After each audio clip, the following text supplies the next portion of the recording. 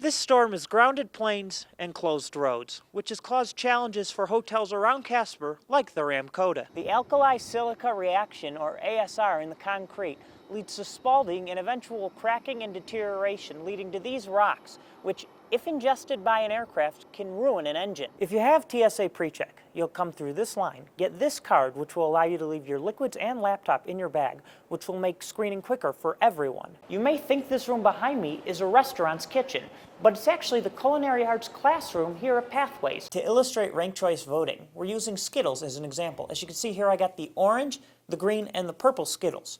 And as you can see, the purple Skittles, there are considerably fewer of those than orange and green. That's because in this example, purple Skittles did not meet the 15% viability threshold. That means the purple Skittles' second choice, in this case either orange or green, is what they'll be added to. So that creates the final total of orange and green, and the total is what wins. To keep things clean, Casper Recreation Center staff ask you to use this spray bottle and towel to wipe down your equipment before and after you use it. Tiffany and Aaron, city leaders are meeting with state lawmakers from Natrona County, making sure they know the city's priorities ahead of the 2020 budget session, which starts next month. Thanks, Congresswoman Cheney, for being here. And the first thing I want to ask you is, a big topic on people's mind is the Mueller report. Obviously, it came out last week. First of all, what did you make of it? And also, House Democrats are continuing to push further into probing the president's administration. What do you make of that? If you've been complaining about the rough start to our Wyoming winter, you're probably not alone. But if there's a silver lining in it, it's made for a great start to the season here at Hogadon Basin Ski Area. Debris flew for blocks following an explosion at a Casper house Monday. My wife and I were just sitting down to eat lunch, and it went off, a big boom, and she goes, "What the heck was that?" And I jumped up and I could just see everything flying, and all of a sudden you look up over to the left, that whole house was gone and on fire. After making sure no one was hurt, firefighters then had to turn their attention to a massive blaze. Fighting a pretty significant body of fire, which had extended to an area around the backyard of what appears to be the building of origin, and the building itself had a pretty significant body of fire. The damage wasn't contained to the explosive house. Neighbors' properties also felt the brunt of the blast. The impact blew all the pictures off from the walls of the house and cracked the walls a little bit. It was something like a hand slap against the side of the house. The whole house just shuddered and creaked a bit, and then came back on its foundation. As a lifelong Casper resident, Walker says he can't remember the last time he saw a blast this big. I am really surprised at the damage that this caused. I don't think I've seen an explosion like this in Casper in decades. Police are still investigating the cause of the explosion. For Wyoming News Now, I'm Max Cotton. People gathered at Casper College Monday to welcome the Remembering Our Fallen tribute towers. The towers, which honor American soldiers who have died in combat since the 9/11 attacks, will be in Casper through August 4th. It is a pictorial memorial in that we have asked the families to give us a picture of their hero in their military uniform, and then we have an inset picture of them loving life or loving a hobby. A host of speakers, including Governor Mark Gordon and a local Gold Star mother, welcomed the towers to Casper. It was really touching and gratifying because people were taking time out of their schedule to remember Jason and the rest of the 5,200 soldiers who are represented on this wall. Our freedom comes at a price. It's blood, sweat, and tears. It's not magic. That's what Colin Powell said. It takes blood, sweat, energy, and courage to make this country what it is. For Fritz, who is a Gold Star mother herself, working with these tribute towers allows her to honor and celebrate her son's life. I mourned. I'm not going to lie. I mourned for several years, and then there came a point where I said, mourning is not what I need to do. What I need to do is celebrate their lives.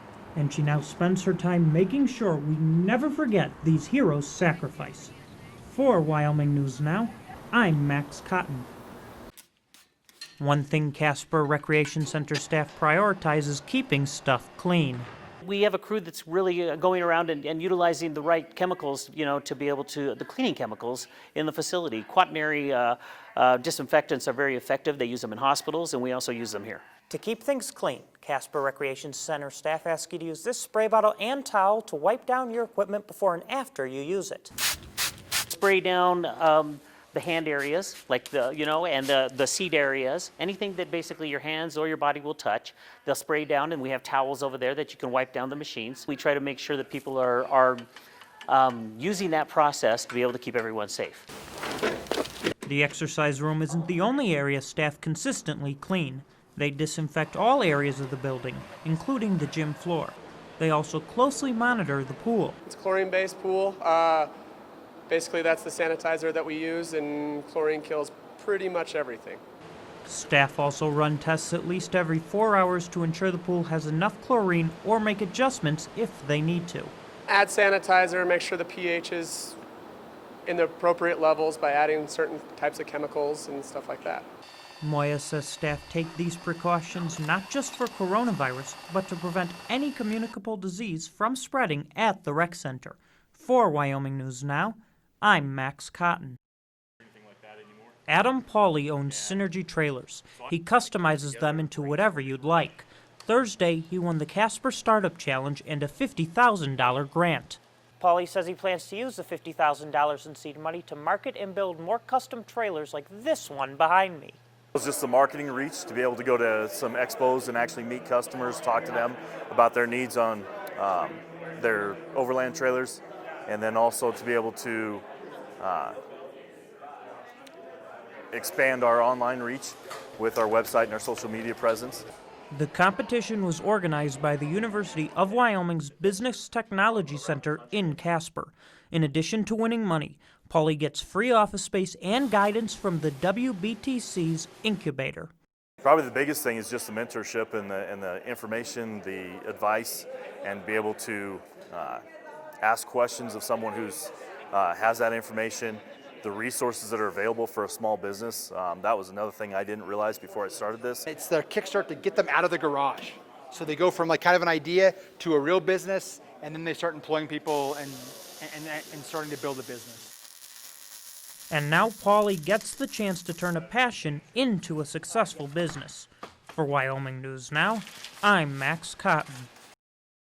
Our Constitution limits us to 60 days every 2 years. So we did 36 last year. We're going to do 24 this year is our schedule. But we do a lot of work outside the session. And lawmakers worked on a number of things during the interim session, ranging from coal power plant closures. We're trying to do what we can at the state level to stay at the table and help mitigate what those impacts are going to be for the state of Wyoming. To blockchain.